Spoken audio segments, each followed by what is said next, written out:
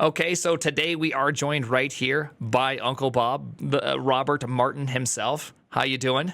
I'm well, thank you. Why don't you give like a kind of an introduction to who you are so anyone that doesn't know, they can get to know you.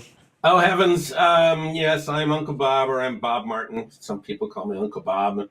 I've been a programmer for 50 some odd years, written all kinds of code in assembly language and C and Fortran and COBOL and C++ and Java. And nowadays I work in Clojure. That's the language I enjoy.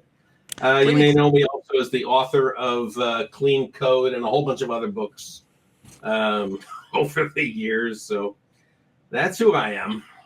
You also signed the original Agile Manifesto 2003, February 13th? 2001, February 2001. Yes, that's true. We were all there together. Yep. There were 17 of us there. I just have to ask, how did you get to Clojure? Because I did read that article where you talked about Clojure and all that, and I think that's how we had our first introduction, is me reading that article, which I just find Clojure to be such a bizarre language jump from I guess, the more like, will we call it enterprise Java-style programming? Yeah, so, it took a lot of therapy to get to Clojure. Somebody gave me a book recommendation 20 years ago, and the book was The Structure and Interpretation of Computer Programs. An old book, right, out of the 80s. And I got the book. I think I got it on eBay, and it was a secondhand book. I stuck it on my shelf. I didn't read it for a while. And then one day I started just thumbing through it, and the book just captivated me. It was like one of those moments when, like, oh my God, what the hell am I reading here? And what's the name of the book again? Can you say the name one more time? The Structure and Interpretation of Computer Programs, which you can get for free nowadays. It's SICP.org, I think. Okay. I don't think I've ever read that. Oh, yeah. Well, you can Google it. You can get it for free. You can also see all the old lectures by Abelson and Sussman. They're all online, and they're 1980s guys drawing parentheses on the blackboard. It's very, very fun stuff to do. But the book just catalyzed me. It energized me. I thought, well, this is interesting. And of course, the language was Lisp, or it was Scheme, right? A Lisp derivative. And I thought, okay, I had for 30 years thought, I'm never going to learn Lisp. I don't want to learn Lisp. It sounds like a dumb language. No. I'm currently on that team, and I'm crossing my 20-year mark, book. So I'm close. Okay, so I read that book, and it changed my mind. And I thought, okay, I got to get a Lisp. And I just happened to bump into Clojure. I had known Rich Hickey off and on for long years, because he used to debate on the C++ news groups back when there were news groups. And I saw his work on Clojure, and I thought, I'm going to get this language. I'm going to diddle around with it. And this was probably 2010. Okay. And I just fell in love with the language. It was just wonderful. And I've been using it ever since. Wow. Okay. Yeah. Well, what is like? Just because I'm fairly kind of stuck in my C-looking language ways. I generally don't. We were having a talk earlier that I think one of the reasons why functional style languages are largely unsuccessful is because their syntax is stupid. Is what I was saying. When I say stupid, I mean that the average person who's had 10 years of programming that looks at functional syntax, they're just like incapable of just even reading it to begin with. It's just so divergent from what is like kind of the zeitgeist of programming, and so. How was that transition? Because that's clearly where you fell in love with it. Was there like a hard period? Was there a time where you're just like, why am I doing this to myself? So the syntax of Lisp, and therefore Clojure, is so absurdly simple that there is no syntax barrier to cross. And there's almost no syntax to the language. So the most startling thing when you get into it, the most startling thing is you're asking yourself, where are all the handles? How do I control this language? Where's the class keyword? Where's the type keywords? Where are all these keywords? And the answer to that is there aren't any. And all you really have are a couple of very, very simple gestures, which, by the way, makes the language remarkably expressive. The less syntax, the more semantics, as it turns out. So Is that good or bad? both. Okay. It's both good and bad. It's a double-edged sword. Although I err on the semantic side, I like the expressivity. If you've ever done any Forth, I have not done Forth is Forth. another one of these languages that has almost no syntax. Smalltalk, another language that has almost no syntax. There are a few languages like that. And they become very expressive because you're not constrained by this big syntax iron curtain that drags around you all the time. Yeah. But No, you I have the get that. freedom to kill yourself. So that does that mean? Because I've heard this stated before, and I don't quite understand it because I don't have the experience with Lisp to actually like really concretely understand this. Besides for a square on a blackboard, that every kind of Lisp program is almost its own unique language onto itself. Does that kind of follow up with, because you can kind of define everything yourself because there is no real syntax, as you say, and so people kind of really create their own structures in every kind of unique way. And so when you go from one to another, you have this like, you kind of have to adopt the person's mentality who wrote it. This is generally true of every language, right? When you're a programmer, what you're really doing is you're inventing another language to express your problem in. In Lisp, the syntax is so sparse that all you're doing is inventing another language to express your problem in without the constraint of the language syntax. The language also has a number of features that make it very easy. Features is not the right word. Affordances is a better word, that make it very easy to add facilities to what appears to be the language. I'm being obtuse on purpose, but there's no other way to say that. Okay. I think I understand what you're trying to say. If I were to re-say that, it sounds like you're trying to say that the language allows you to make things that look like it's a part of the language. That's correct. And not something you've created. Thus, this whole idea of you kind of invent your own, every Lisp program is its own language onto itself is partially, in some sense, true. Yes, that's certainly true. I'll say also that every programming language does that, but it's most pronounced in a language like Lisp. Okay, so how do you reconcile? Because you may have heard of clean code. How do you reconcile some of the approaches that are suggested in there with a language like Clojure? Because it sounds like Clojure is much more Wild West and has very few constraints. So you have to be more disciplined in Clojure. Because you can go off the deep end really fast. But the clean code book is all about discipline. So the ideas in the clean code book move very well over into Clojure. There's no real friction there. Okay. I like to keep my functions nice and small. I like to keep my names expressive. I like to keep my modules relatively small. All of that is very easy to do in Clojure. Does it have a concept of interfaces? Yes, it does. You can have polymorphic interfaces. There's like 3 different ways to do that. Since Clojure rides on top of the Java stack, you can actually create Java interfaces that a Java program can call, although you're doing it all in Clojure. And you can also call Java interfaces from Clojure. So the interoperability between the Clojure language and the Java stack is almost perfect. Not quite, almost. Yeah, okay, that makes sense. I mean, a lot of the JVM languages you can kind of call between. We did a lot of Groovy. You may be familiar with that. Yep. Sure. That idea. Mm-hmm. We'll call it an idea. I did a lot of Groovy at one point, and it's you can call Java functions really easy. A lot of concurrent hash maps and all that, but it was an experience nonetheless. Kind of working between JVM languages can sometimes be fantastic and sometimes be a huge pain. So, all right, so you've been off in the Clojure land and all that, and there's a lot of newerish languages, Go. And Rust, I think, are probably the 2 most big kind of splashy new languages, if you will, call it new and splashy, that a lot of people have been kind of very excited about. How does clean code intersect those 2 languages? I don't know a lot about Rust. I've only kind of looked at it cursorily. Go, I'm a little more familiar with. I've done a little bit of work in Go. I mean, Go is essentially C with a couple of widgets Yeah. attached onto it, and very easy to do clean codish like things in any language that's derived from C. And any of the C style languages, clean code is real easy to work with.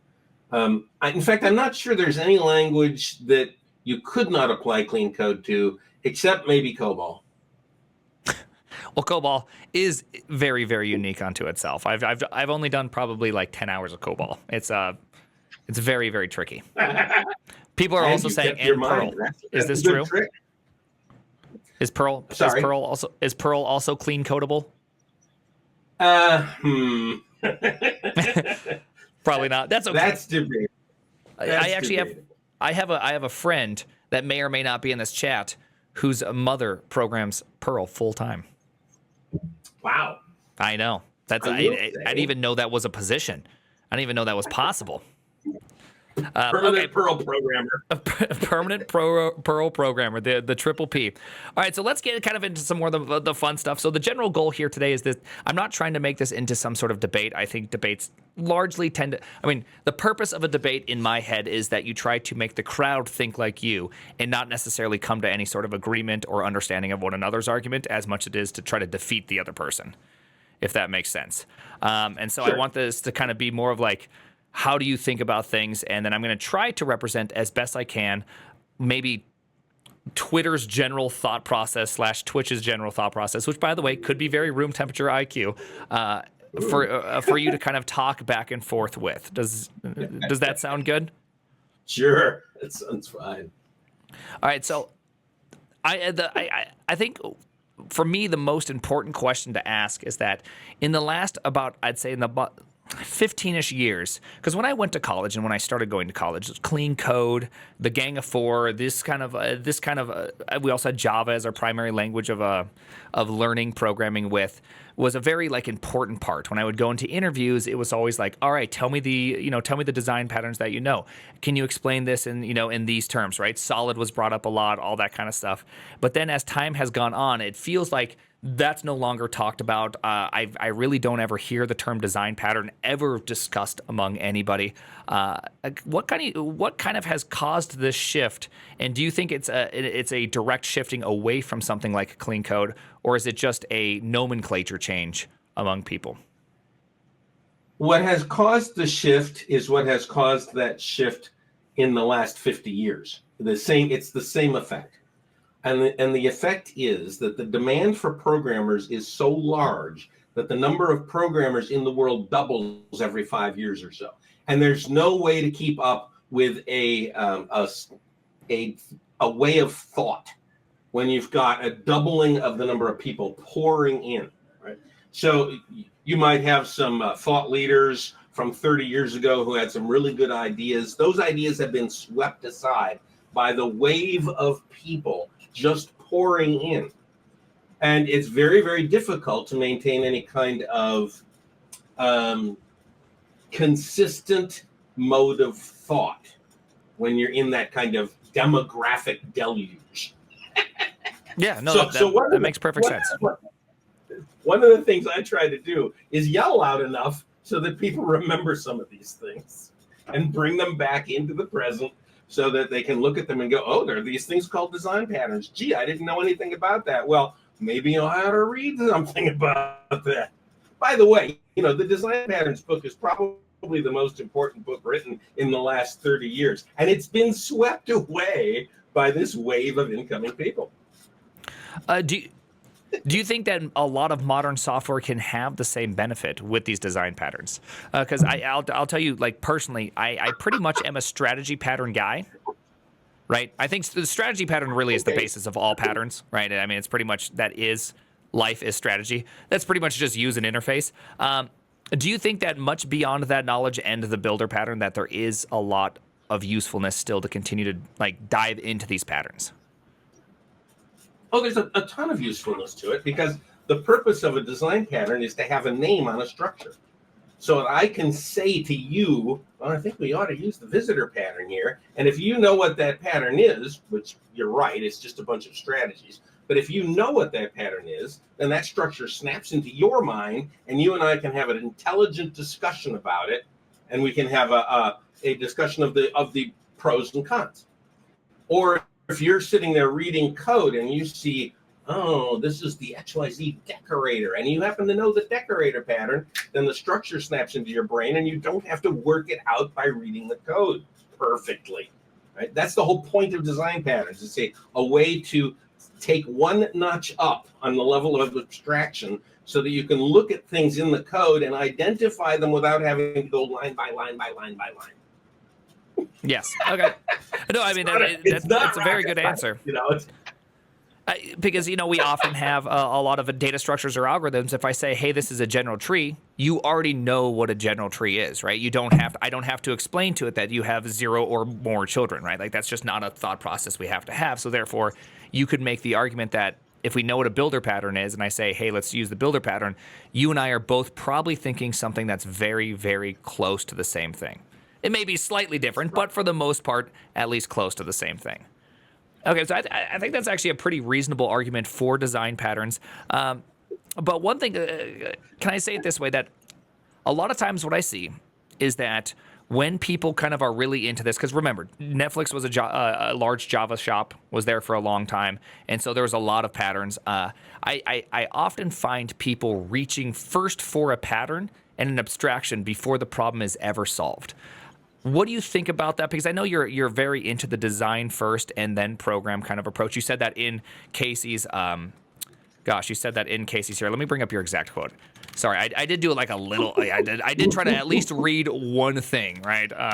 You said, it was the latter zealots who thought it was better to leap into code without any forethought. And that was kind of like, there was some context to that, of course. But the general idea is that some people, or your suggested ways to like kind of design all things, and you kind of create the abstractions and think about the structure of your code before you start coding. Is that correct? Yeah. Am I correct on that one? Yes, with caveats, but yes. Okay.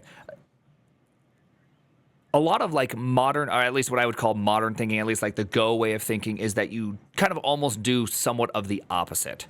That you don't reach for abstraction first. You actually try to get the thing itself first out, and you allow the abstractions to more naturally percolate or manifest themselves. How can you kind of resolve those two school of thoughts? No, I don't think there's a resolution there. So the way I work is that I will do the most concrete thing first. I will think about the problem. You know, and you know, the amount of thinking I do is an hour, maybe. Okay. And, you know, maybe I'll scratch a little design on a whiteboard or something, or a piece of paper, and I'll think about it, and then I will enter it. If the problem is large enough, then I will do that. And then I go right for the most concrete thing I can. And then okay. I have the problem force me to become abstract. As I'm adding more and more code, it starts to get harder and harder to add that code without adding an abstraction of some kind. And so I let the code force that abstraction upon me, and I continue that process. And typically you wind up with an awful lot of abstractions once you follow that process. Do you ever, knowing, like, so let's say that you have like, it's hard to always come up with these examples kind of off the top of your head, but you have something that you could easily see into a series of if statements or switch statements. Like, right, you have a message type that you're going to be handed. It's a string. And the first one is just message. And then the next one, you know, there will be more, but there might not be many. How do you determine when to abstract versus when to go, you know what? If there's 3 hard-coded strings, I'm fine with that. Like, when do you make this decision? For me, it's a kind of feel thing. As I'm working in the code, I look at it and I get this itchy feeling in some part of my face or gut, and I think, oh man, that's going to kill me later on. And at some point, that's overwhelming, and then I make the abstraction. But a switch statement with 2 cases, 3 cases, I'm probably not going to get upset about. Okay. Do you have a number that you put on it, or is it really just only feel? Like, can 5 be too many? Like, is there ever too many? Well, I think, yes, you can say 1,000 is too many, but Agreed. Yeah. There's no hard number because it all depends on the context, right? If I'm putting together a program for a demonstration that I'm doing and I'm going to throw it away, I'm just not going to worry about it very much. On the other hand, if it's for a client and the client has a long lifetime and they're expecting to make a lot of changes to it, then I'm going to be a lot more careful. Okay. Have you ever had a situation, let's kind of keep on going with this whole message thing, right? You're coming up with some sort of custom protocol that's going to have a various set of commands. Have you ever reached for abstraction first and then regretted it? In my younger days. It's a hard lesson to learn, right? Because abstractions are beautiful and they're enticing and you want to do them and it looks so grand. And after a while, you learn, well, abstractions come at a cost, and you will pay that cost as soon as you use the abstraction. And it will not pay you back unless there is some reason to have that abstraction there. So in my younger days, I did a lot of that, but having become old and jaded, I try to stay as concrete as I can until I'm forced out of the concrete world. It's funny. It's funny you should say that because I often, we have enough people hanging around here. I don't know what we're at right now. Let's just grab it a quick number. 3,400 people currently watching, and I often see kind of. It's very hard to tell somebody a lot of these rules that I've kind of come up with. Like, why do I approach software in this kind of specific method? And a lot of it just comes from the fact that exactly what you said, which is, well, one time I tried to make a game and I had 7 layers of inheritance. You want to guess how much I hated that experience? Yeah, I really did hate that experience because not all burgers are cheeseburgers. And eventually you're just like, I just need a whole new burger archetype. You just lose it. And you kind of have to go through this experience a bunch of times before you kind of have like a general feel of software. And based on the things you're saying, you're actually not really far either from the Go philosophy. Like, it is good to sit down and kind of think about what, kind of what you want to build here. I generally don't feel like I have to think hard in the sense that whenever I give a problem, I just know the structure I want it to be. And that is usually good for what I know what the inputs should be, which obviously all good plans die at first contact, right? Like they never go past that. Yeah. And so it's like, oh, I was totally wrong about like 8 of my assumptions. I guess I have to redo all these things. Have you ever been into the UML days? Like, was there a point in your career where you were like big in the UML? And oh yeah, absolutely. Have you changed your mind on that? Grady Booch. Okay. Because I'm curious about this because I was so heavy into it. That's where like all my 7 layers and all these things came from, was that I was UMLing and dotting and composite. I was really into it. Oh, yeah. Yeah. No, me too. And I still use UML from time to time. I'll draw some diagrams on a board. I know how to do it. But that was a time when we thought that we could capture software in a very abstract way. And the goal was for high-level analysts to draw these diagrams, and we wouldn't even need programmers. We could generate the code from those diagrams. That was a complete ridiculous failure. I may or may not have generated some code from UML at one point in my lifetime. There were many tools. That could do it. And there's still, you can do it in IntelliJ today. You can draw a UML diagram and it'll generate code for you. But who cares? You don't want to generate code from a diagram. That has been tried so many times, and it has failed every time. It's like it's always the wrong solution unless you have an extremely constrained environment. Yeah, that actually makes a lot of sense. I feel like if you are purely working in a black box, you effectively can engineer that solution out because everything is known. There is no questions, right? Like I had something I had to build a long time ago for a little bit of a satellite that had 256 bits. It's like, you know what? I could test every possible pattern, or there's 256 possibilities. It was 8 bits. It's like I could test every single possibility, and we can actually design this to the 100%. There is no, there is no possibilities that we won't be prepared for. But that's kind of where I lost my UML mojo, is after that, because I realized that as I kept going, I kept designing these things, and then again, first contact with the enemy, and my diagram was completely wrong, and I spent so much time on the diagram. Oh yeah. That's always a problem. And back in those days, we used to think that this is before Agile, before the Agile movement. We used to think that you should spend weeks and weeks on those diagrams. Get the Yeah. diagrams right first, and then the code will just pour out. Well, that never worked. Yeah, I spent 6 months on one, and it made it 3 hours into programming before I realized that I made a program so slow for a supercomputer it couldn't run on a supercomputer. And I was just What like, the oh hell gosh, are we smoking, man? it was bad. 6 months to be destroyed in 3 days or 3 hours. Yeah. Okay. Well, speaking of Agile, that's pretty a pretty kind of a hot topic here. How do you feel? Because you obviously signed the original. You're one of the signatories, or whatever they call, whatever word they use there, of the original Agile Manifesto. Yes. How do you feel like the last, what is it, 23 years have gone since the Agile Manifesto has come out? I wrote an entire book describing my feelings about that topic. It's called Clean Agile.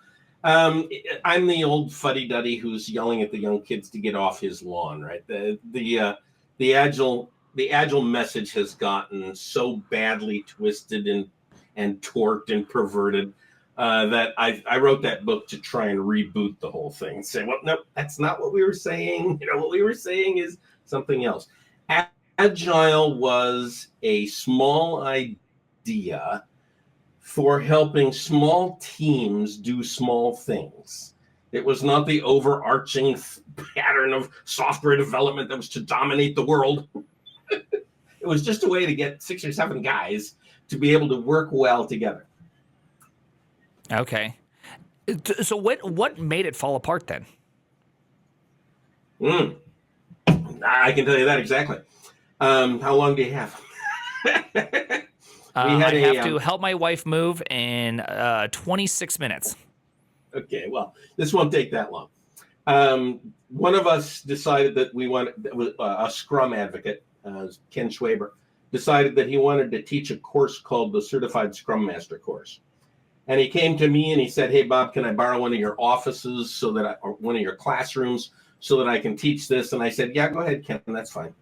And he taught the very first Certified Scrum Master course, and the idea just took off. Everybody wanted to be a Certified Scrum Master. Not one programmer wanted to be a Certified Scrum Master. All the project managers wanted it. They wanted that little checkbox on their resume. And the project managers flooded into the field. They flooded into Agile. They took over the message. They took over the conferences. They took over everything, and they literally pushed the programmers out. And Agile became a project management idea. And the programmers looked around like, they were left on the desert island and looked around like, well, how the hell did we wind up on this island? And why are they sailing away in our ship? That's what happened to Agile. So what is the, because I often make this joke, which is Agile's a lot like communism. People just keep not trying it correctly. What is the correct way to Agile? Oh, gee. It's a real simple idea, right? Do things in really short sequences. Measure how much you get done at every sequence. Use that measurement to project an end date and tell everybody. That's kind of it. We could go into lower level details if you want, but that's pretty much it. Do things in real short segments, like 1 week long. Right? Measure how much you get done. Project that out with an end date and then tell everybody, hey, that's the end date that we look like we're seeing. And generally that date is so terrifying that people are like, oh, shit, maybe we've got to do something about this early enough to actually get something done. Okay. That's So proper Agile has no dictates on how the team accomplishes, or even the timelines or the weeks, days that are used to measure these short cycles. Shall we call them sprints? Yeah, in Scrum, they're called sprints. There are individual implementations of Agile. So there's extreme programming, there's Scrum, there's FDD, there's DSDM. There's a whole bunch of these processes that are more... The last two sounded like drugs more than anything else. Are we sure we're on the same topic? I'm pretty sure one of those is the dream drug. I've heard about it. Yeah, well, I think a lot of them are dream drugs. But they are more defined. Agile is not. Agile is just this framework that says, hey, do it in short cycles, for Christ's sake. And that's kind of it. Now, I happen to be an extreme programming aficionado. I like the disciplines of extreme programming. So you and I could have discussions on things like pair programming and test-driven development and refactoring and simple design and things like that, where we could get into a lot more detail. But that's just an extension on top of Agile. Okay. I mean, I like this topic a lot. We don't have a ton of time, so I don't want to linger here too long. But I mean, to me, that this this mostly makes sense in the sense that, as far as I can tell, I think Netflix is one of the best executors of Agile in the sense that no two teams operated the same. Every team was independent to choose their process, how much process they wanted, what is their cycles, how are they making promises, how are they interfacing with other teams. Like, everyone was their own kind of tower onto themselves. And it largely worked for quite some time. Obviously, as things kept growing, there's always friction no matter which way you choose. We always said we choose people over process, which I think is the right kind of way to go about things. I think that is very Agile in sense, but it's kind of good to understand kind of how the breakdown effectively happened. And it makes sense that if Agile is not applied on the individual basis, it becomes a series of meetings and all that. How do you convince like a company that they're doing Agile wrong and that you should leave it up to individual teams and individual teams should make their choices? Because that inevitably suggests chaos. Right? Like, there is a level of chaos to that you cannot control if two teams decide two different release cadences. Yep. Yeah. Where Agile breaks down is when people try to put an overarching envelope around the outside and then demand certain behaviors across the board. It just was never designed for that. So how do you convince someone that they shouldn't do that, right? Because that's largely how Agile is kind of practiced today, is that it's like, everybody, it's, stand-ups 5 days a week for everybody. We do this, we do this, we do this. Like, how do you say, no. Let those 3 people make their own determination. Let those 5 over there make their own determination. And then they will figure out how to talk to each other. Like, how do you convince management of that? Because that sounds like the Wild West, sounds like chaos. So I do that by writing books and yelling at people and things like that. But how would someone do that if they were trying to introduce Agile into an organization? Yeah, how to introduce Agile into an organization with Scrum, shall we say? Oh, okay. Yeah. How do you bring Scrum into an organization? So the inverse. That has always been. Sorry, say it again. The inverse, that it already has Scrum. Kind of the ridiculous. You're like, now let's introduce Agile. How do we introduce the actual concept into this place? How do we undo the Scrum poison? I don't know how you do that. I don't know how you convince people to behave in a different way. My whole career for the last 30 years has been in trying to convince people to behave in a different way, and I've had some moderate amount of success just by yelling loud and publishing a lot. But when I get into an individual company, it's very, very difficult. What will happen to me is that I will wind up leaving that company with 1 or 2 people who kind of got the light bulb on their head, and then they leave. They leave the company and they go somewhere else. That might not be the best selling for your contracting at all. Be like, by the way, if you bring me in, you'll lose some employees. Well, I don't do that anymore. I don't do any of that stuff anymore. So I'm that one off. Free to say that. Yeah. All right. I want to get to the things that I think are more probably exciting for me. So I have a really dumb rule of thumb when it comes to programming, and it's a personal rule, right? Which is that whenever I see columns exceed 80, I generally think, what am I doing here? Now, I don't have a problem with columns exceeding 80. It's just kind of like a general heart mentality that when I've done that, I kind of look back and go, man, I probably have a bunch of, like, maybe I have a nested function in here. Maybe I have 2 for loops that are nested. I've done something here that's probably slightly unusual to get out this far, unless if I'm, of course, programming Java or C++. Then it's, then you have to extend that line to a new position. You have one, which is you don't like functions beyond 4 to 6 lines. Like, that's your kind of smell. How did you arrive to that? Because I have a few questions on this. So, How did you get there? So first of all, on the line width side, I don't set that at 80. I set it at 120. I did a statistical analysis on that and found that if you go beyond 120, you're outside of the vast majority of programs ever written. Yeah, yeah. Again, as far as mine is completely irrational. So I'm not saying that you have to have wow, rationality described. This is just my feeling, it's right? punch card width, so that's rational. 80 columns, and we've been living with that for 50, 60, 70 years now. Yeah. Um, function width, function height, right? The number of lines in a function. I don't really have a limit there.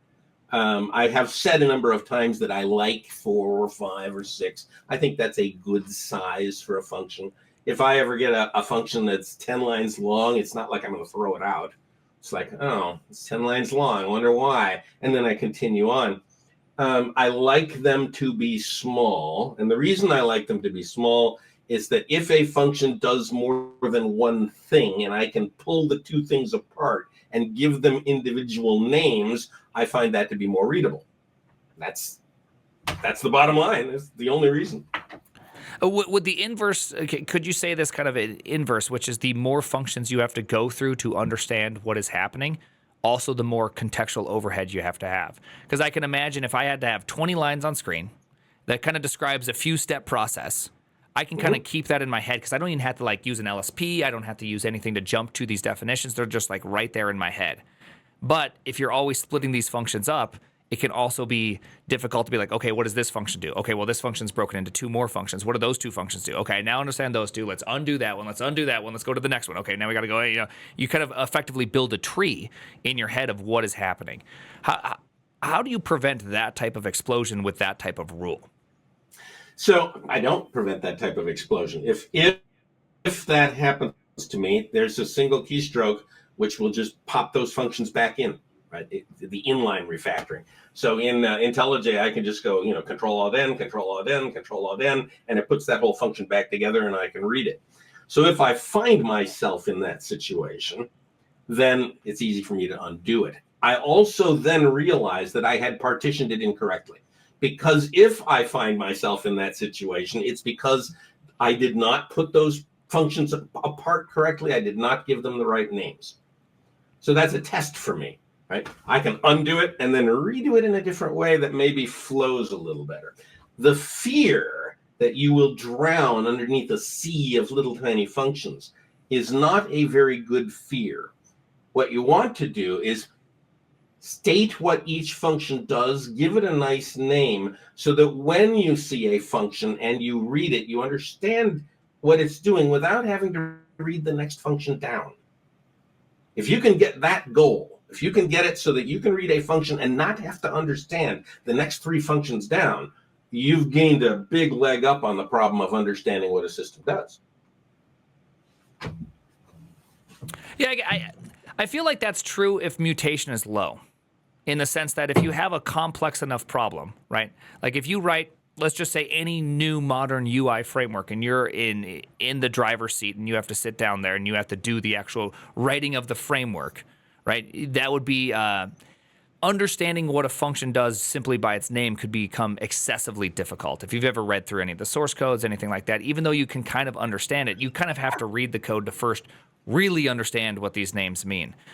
And so that's always been kind of one of my problems, because what I personally find happen is that I have a lot of these smaller functions and you have a lot of this, and then you go to code review. And code review is really where I think a lot of these weaknesses kind of show up, because I can't look at the code without clicking around, hopping to different files, hopping to different locations, trying to gain it in my head, because it's like the code was written to be LSP navigatable, but not reviewable, if that makes sense. Yeah, I understand. I understand the fear, and I understand the experience. I've experienced that as well. You get badly partitioned code, and you're leaping all over the place, and you don't know where anything is, and you can't keep anything in your head because you're constantly going here and you're constantly going there. But that is a smell. That's a symptom. That doesn't follow from the process of breaking things down into well-structured bits and giving them nice names. You can break things down into little bits and give them nice names without forcing that jumping around, and that's part of the discipline of clean code. You don't want to create those nests of leaping around. Okay. If you've looked in the book, you've seen that I like to order the functions in the order that they were called. So inside of a class, I will say, well, here's the main function, and then below that are the ones that guy called, and below those are the ones that guy called, so that you can read down in a single scan and stop at the point where you say, oh, I think I understand everything. I don't need to read the rest. I don't get that last part. That sounds very difficult. But I difficult? Yes. Yes. That's why I'm just like, man, I don't know if I could do that. I generally have a slightly different ordering, but I'll grant that to you. I put the most complicated usually at the bottom, the least complicated at the top. Just because the least complicated are easy to kind of zip through, whereas the most complicated tends to be very meaty and slow rolling. Okay. I just wanted to get that out because I always have a hard time kind of reconciling how those work and how they work in principle. What it really sounds like to me is that what you're trying to say is that you need the program for 20 years, shoot yourself in the foot a lot of times, and then a lot of these things make more sense. Because, I mean, I'm not trying to put words in your mouth, but that's generally the advice I tend to give, which is that you have to shoot yourself in the foot 100 times before you realize how you've shot yourself in the foot, and then you don't shoot yourself in the foot as often. The way I like to say it is that I like to be polite to the next person coming. Right. So any kind of code that forces someone to puzzle it out or leap around is rude. It's rude code. And I don't like my code to be rude. I want it to be polite. Do you think that isn't some level of code you have to jump around, you have to puzzle it out? Because I'm not sure if names can always convey the context, because often the difficulty isn't, in some sense, the names, though naming is very hard. It's in the state change. And the state change can really only be discovered by not just what the function's name is, but by understanding why the state changes and how that affects the next said calls. Isn't there always going to be some level of that's why we both agree on the low comment thing. I think comments are largely useless. Between accidental and essential complexity. There's an essential complexity you cannot get rid of. Then there's a bunch of accidental complexity that programmers add to it that they didn't have to. And my goal is to reduce the accidental complexity to as close to zero as you can get it. Okay. I like to ride a nice 100% accidental complexity line. It just feels good. Job security. All right. How about TDD? So I've gone back and forth on TDD. You're a very TDD fella, right? It is a discipline that I value. Okay. Let me tell you my TDD success story. When I was a young fella, a long time ago, we had this app at a company called Web Filings, now known as Workiva, in which we had the original Flash app, in which people who are doing 10Ks and 10Qs, public quarterly reports, would do all their editing along with the spreadsheet where you could link values and all that, update your spreadsheet, boom. It flows through all your documents. All your documents are now up to date with your spreadsheets. Pretty nice. And so you could do a comment on a spot, and then someone could review it, change all of that. And we also had an iPad. So I was in charge of the iPad. The iPad, you could zoom and do all that. That was some fun matrix equations for zooming and doing all that, because there was no zooming. This was just a web app and a canvas. And so we just, we invented our own math there. And so we did all that. It was a lot of fun. But if you touch the screen, I need to be able to start a comment by you touching and dragging. So that's kind of like a fun, unique problem to kind of have. And the thing is that has to line up with the original doc. So it's like, okay, well, I know a lot of this information. I know where every character starts because we did our own hand-rolled kerning, because kerning had to be identical to the Flash app as it is in the iPad app, which is an impossible problem, by the way. So you have to just invent your own kerning and write every single letter. And so that's what we did. We hand-rolled all of our own kerning, and so I knew where every letter started. I knew where everything about every page. And so therefore, I could write my own test before I ever even started, because I'm like, we need a search algorithm that when I press this, it behaves this way. This goes in, this comes out. I know everything about the problem. It was what I'd consider a perfect TDD problem. But Okay. I've never had that again. Okay. So my big problem that I see with TDD, or at least how I feel about it, is that I only know so much. And most of the time, I don't get the information that I need. It's like, hey, let's do something we've never done before. I don't even know what the enemy looks like yet. why would I want to write a test first? So yeah. the way I do TDD is about one line at a time. I will write a test, and it's a very small test. It's maybe 1 line or 2 lines, and it will fail. And then I will write a line of production code to make it pass. This is so far below the idea of, gosh, I don't know what this code's going to do, because I clearly do know what it's going to do, that I can very easily write a test for that code. In essence, what I am doing is I am practicing double entry bookkeeping. For every line of code I write a complementary line of code that checks that I wrote the right line of code. Just the way accountants do with entering numbers into spreadsheets, right? Okay, I'm going to enter a transaction over here. I better enter the complementary one over here and make sure the balance sheet is still 0. That's what test-driven development is. It's double entry bookkeeping. It is a way for me on a minute-by-minute basis to be sure that I have not done something so globally stupid that it'll cost me 3 hours of debugging time. Well, I guess the follow-up is why not write... So this is generally how I do it. And I think you said you watched the stream for a little bit earlier. So you saw me where I developed the tower defense, the chat aggregator, and then after I like this structure, I kind of like what I have here. Then I go okay, I'm going to now test this to make sure it's correct. Like, right, I am not a fan of trying to run code to see if it's correct, in the sense that, like, I'm going to now fire up the whole program to make sure I've written this few lines correctly, because that is just like such a nightmare testing cycle that I always do reach for unit tests pretty quickly as a means to drive correctness and implementation, not as a means to develop the thing, right? So it's kind of like where the fundamental distraction comes from, is that if I were to start off with a test, it kind of almost feels like I've kind of already pigeonholed myself into what I want to do, when it's like, well, maybe I don't want to do it this way. Maybe I don't even know how I want to interface with it yet. And so do you ever find yourself writing some test code, realizing, okay, I can't even do it that way, then going back to your test code, then reformulating your test code, and then going back and reformulating this and kind of doing this back and forth on it? Sure, that happens all the time.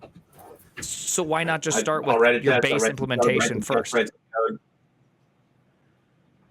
There's another reason that I want. I'm very curious, by the way. I'm not trying to like fight you on this. I'm super curious on this. No, it's fine. Fine. Honest questions. I know we talked about honest questions today. All right, so there's another reason that I want that test, or those suite of tests. I want to come up with a suite of tests that when it passes, I feel comfortable to deploy. I don't want to have to go through a long burn-ins period, where you get the system running for a month and everybody kind of stares at it and wonders if it's going to crash. I don't want to go through that. I don't want to go through a long manual QA process with a bunch of guys in India banging away on it. I don't want to go through that.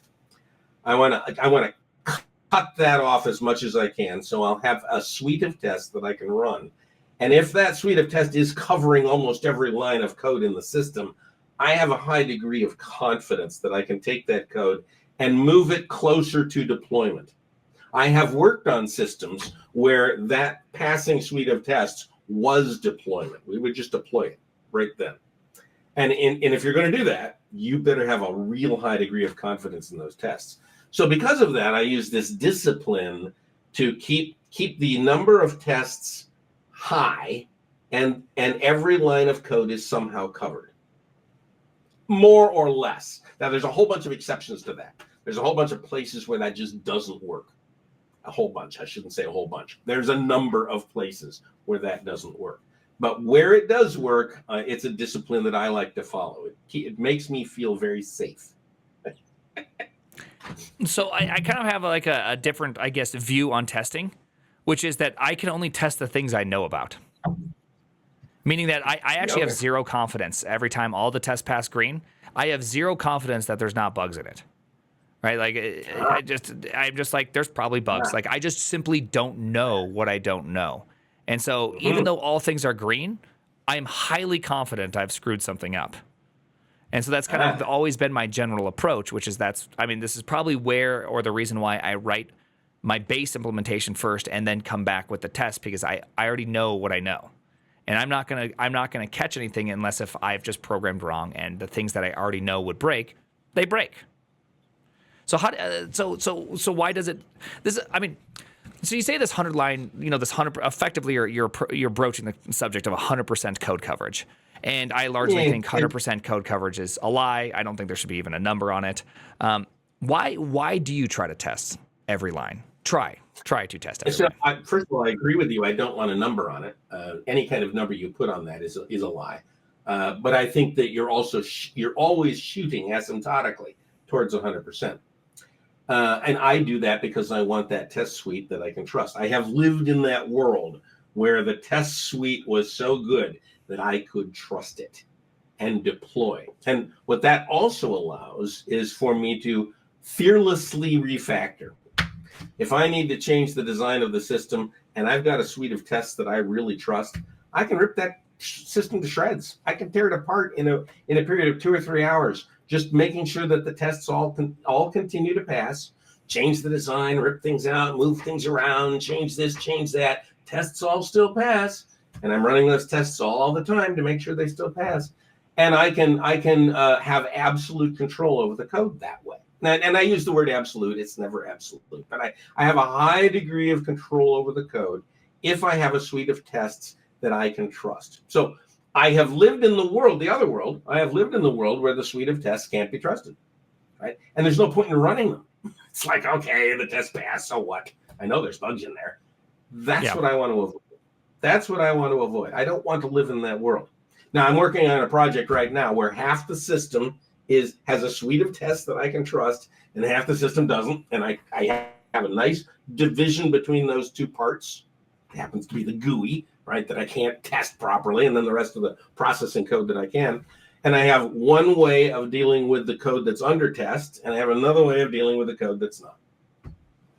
Okay, and so there's a lot of things that I want to talk about within all of that. There's just so many of them, right? All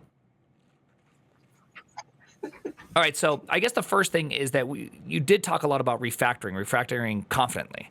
I guess that really dictates the type of test you're writing then, right? That must mean you don't test individual functions, you test only contracts. And is the assumption that when you refactor, the contract doesn't change? Yes. So this is something you learn over a long period of time when you're doing test-driven development. You have to write your tests in such a way that they don't couple to the implementation.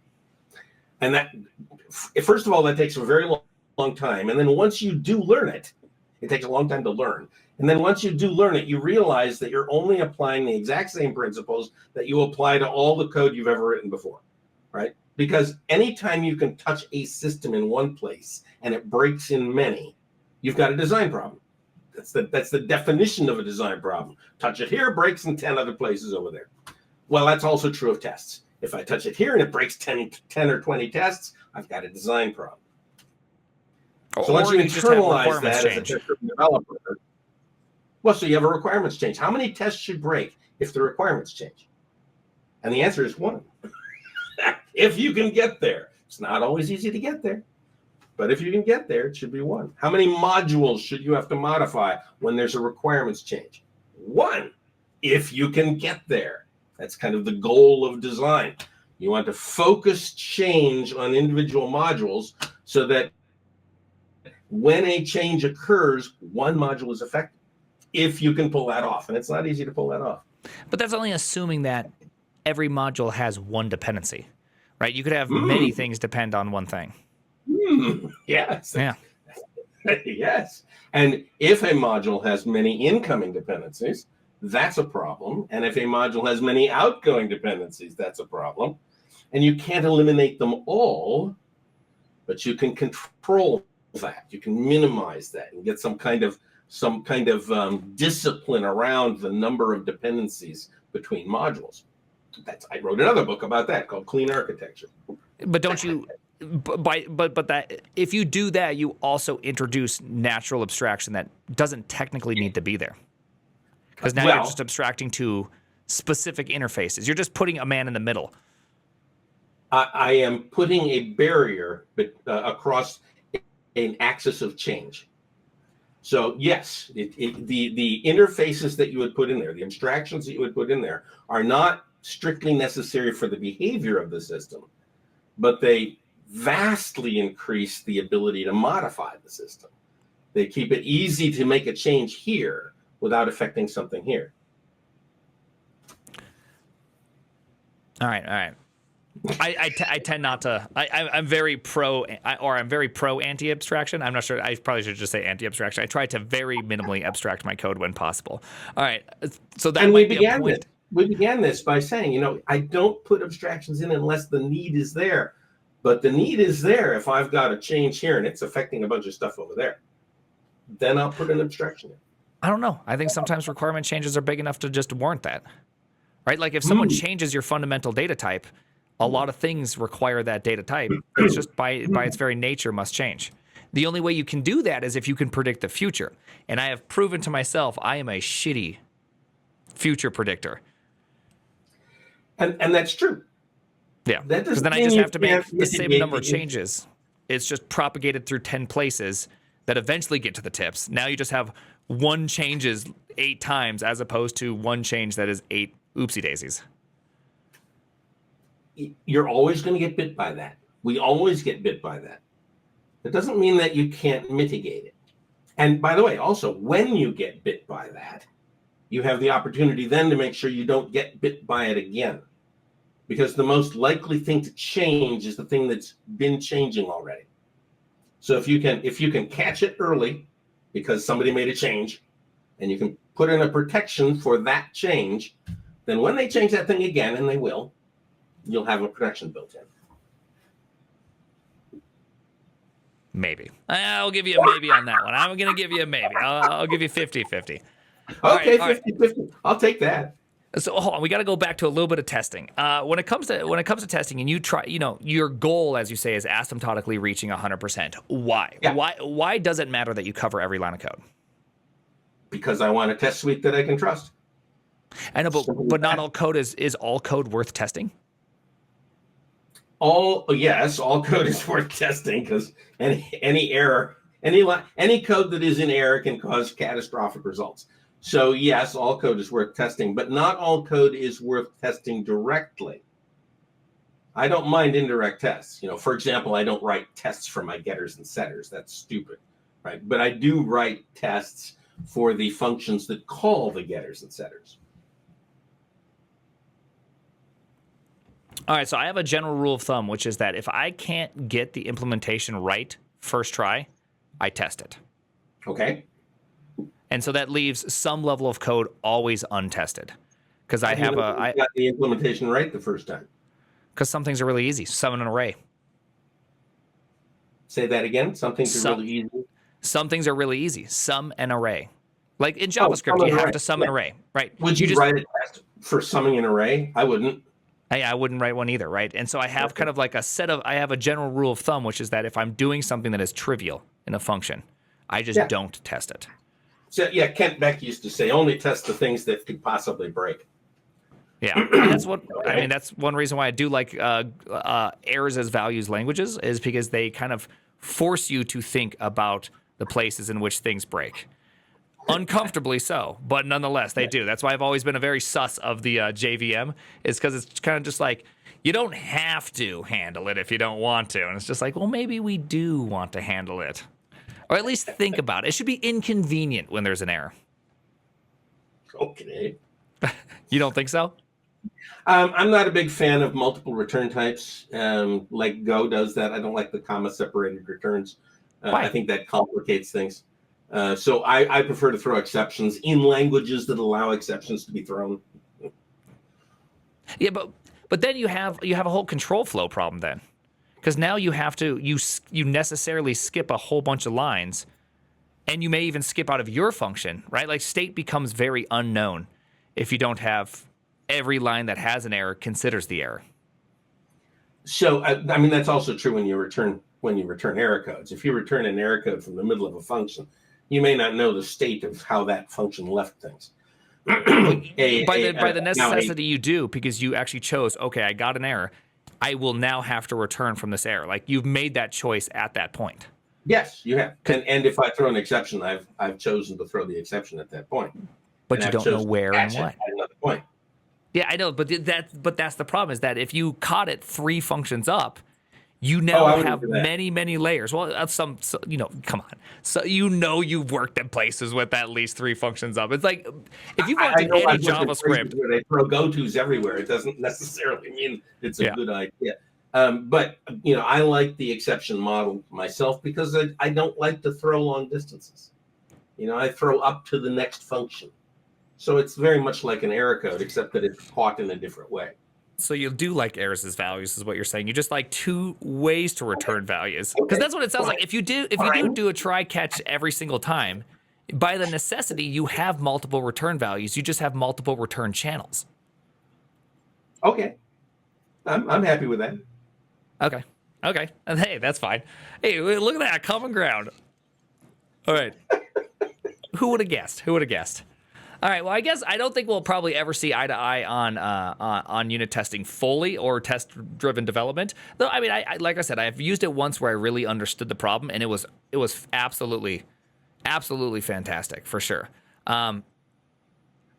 But what do you prefer when it comes to testing? Do you drive more towards integration level? Like, where do you choose your level? Is higher better, or is lower better, or is there any rule that you can say? So I'll just go back to Kent Beck's statement. I will test anything that could possibly break. I like to pose my tests as abstract tests, the wrong word, general tests against a family of functions rather than a test against every individual function. I like indirect testing. I want to make sure every line is covered, but the tests themselves are written at a slightly higher level, but not so high that they're called integration tests. They're still unit tests. They're just testing a slightly larger unit than a single function. Okay. Do you think there's value in integration testing? Yes, absolutely. How much effort should you put in? It depends on the complexity and the size of the system. Unit tests are myopic. When you're writing unit tests, you're thinking of one thing. When you're doing integration testing, you're thinking about a number of things. You've got a bunch of balls you're juggling in the air. So they can be very useful, but they should not be testing business rules. Integration tests should be testing integration. They should be testing the choreography and the flow of data through the units, as opposed to individual business rules. It's a waste when you do individual business rules in integration tests. Okay, I guess I'm slightly confused by that. Isn't the output of any integration test a series of business rules? Aren't you testing like a summation of business rules? So my goal in an integration test is not to make sure that all the business rules work. I may have to test a business rule in order to test the data flows. But if the data flows work in an integration test, I'm not going to go through every one of the business rules that use those same data flows. Okay. I've got unit tests for that. Okay, so you just do more like, does the system continue to operate? I asked for a piece of data. It did return this type out. We're good enough? Is that kind of what you're trying to say? Well, yeah, a little more detailed than that. I want to know that the processes got started properly, the data flow channels got opened properly, that the right kind of data went across them. So I might be putting in special little widgets to test those kinds of things. I might stick in some extra fixture code that will look at the flows of data across those points. Integration tests are very technical. So that's the kind of thing a system architect does. They're trying to plumb out the way the whole system functions. How do you feel about golden files? Because I see that a lot in integration tests, like a bunch of golden files being used. Like, I start up our system, it goes off and it talks to the DB, it does all these things, and then I expect this exact like shape of output. How do you feel about that kind of the golden? I guess they call them golden testing. Yeah, it's a move of desperation. You don't have enough insight into the system, so the only thing you can look at is the output, and you don't know what's going on inside. And so, okay, well, geez, it seemed to print the report fine. I guess the system's okay. Well, if it's a complicated system, that's not a very comforting approach. Why not? Because you're only testing a very small subset of the behaviors that you're trying to test. If you've got 2 or 3 golden standards out there and you run the tests and all the golden standards work, you have not hit the conditions that the golden standards didn't cover. And you don't even know what those conditions are. Yeah. So you get a false sense of security. Now, if that's all you got, okay, that's all you got. But I would not start a system and with the goal of testing it with golden standards. Golden standards are the least effective way of keeping a system under control, in my opinion, other than just not testing at all. I mean, can't you make that exact same argument for every smaller set of tests? Because in some sense, a unit test is really a snapshot test. Just in the snapshot just happens to be really tiny. Well, yes, the snapshot's tiny. The number of moving parts is innumerable. And then you made the point earlier, if you've only got 8 bits, you only got 256 possibilities, and you can completely flesh that out. Now, I can't completely flesh out the behavior of a system, but I can look at an individual function or an individual small family of functions and be relatively certain that the behavior of those functions is well covered. Am I 100% certain? No. Am I relatively certain to a high degree? Yes. Golden standard doesn't give you that, because the golden standard is way too far out at the user interface. There's too much stuff going on in there from my point of view, and in a complicated system. Okay. Well, unfortunately, I do have to go. As someone said in chat, my wife is going to be angry at me. I may be 15 minutes late. I do appreciate having you on here and talk about these things. The goal again today was just to have it so that you can kind of explain your positions, and I hopefully did a good enough job kind of representing what I would say your average Twitter arguments were. Because I've read a lot of the tweets, and they all are just like, "Dude, you do 4 lines!" And you're just like, well, actually. And so I wanted to make sure that was close enough. Thank you. I had a good time. I appreciate you.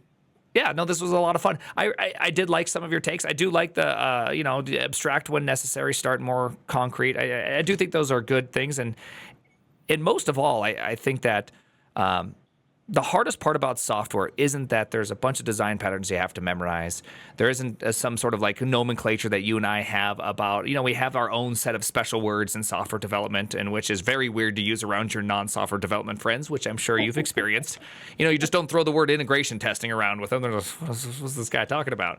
But at the end of the day, I feel like experience is always going to be the best teacher. And it kind of is like, for me, the only way I understand my principles is simply because I've just made bad decisions, and I'm just trying to make less bad decisions as time has gone on. And so maybe one day I will be sitting in your shoes telling all the kids to start doing TDD, and I'll be like, dang it, how did this happen? How did I get here? Oh my God, I'm Uncle Bob now. I know. Now, Uncle Prime, happening next gen. I'm like Saved by the Bell, next generation. This is going to be terrible. All right, so you get the last word. Any things you want to tell to the people watching, things you want them to consider, books you want to shill, you name it. You get to do.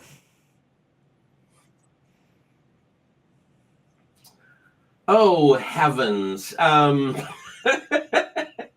most important thing, I think, is keep on learning. Read like crazy. Read things you don't agree with. Get a broad understanding. Remember the story I told about the structure and interpretation of computer programs? That was a book I expected not to agree with, and it changed my life. So just keep that in mind, right? A broad mind, read a bunch of junk, constantly learn, and in 20 or 30 years, things could be good. Hopefully. All right, that's good. That's fantastic. Anything else? Do you have any books or anything that you want to throw out there? Any courses? Whatever you have. No, I don't do courses and stuff like that anymore. I pretty much stick to my writing and my programming of stuff that I do. There's a book that is in production at the moment, which is a history of ancient programmers. Starting with people like Grace Hopper and John Bacchus and Edgar Dijkstra. And that's a book that I had a lot of fun writing. I don't know how many people will read it. I hope people will, but I had a ton of fun writing that book. Do you do and the book TDD just when you're writing a before book? that is, do I do TDD when I'm writing a book? No, I do not. There's no automated tests I can run. I do reread it a lot, but that's not quite the same. All right. Well, it sounds like you have manual testing somewhere in this pipeline. We should fix this. No, but okay. Hey, did you hear? Yeah. There's this. It was in ancient Rome. You might not. I mean, I don't. When you said the word ancient, then you mentioned people from the 50s. It sounds like you might not have. I believe the first programmer ever. I tried to look this up several times and I could never find it. I watched it on a special once. He did a play in a box where there was a spindle that had wires attached to it, and as it spun, it would drop and then it would rotate the other direction. Then it would drop and rotate the other direction, effectively doing binary programming to about 2,000 years ago, and it would make entire things move around based on this like on-off sequence. And so technically considered like the first actual programmer. Just cool. I only heard about a third of that because the network decided to cut out right about then. Oh, that's too bad.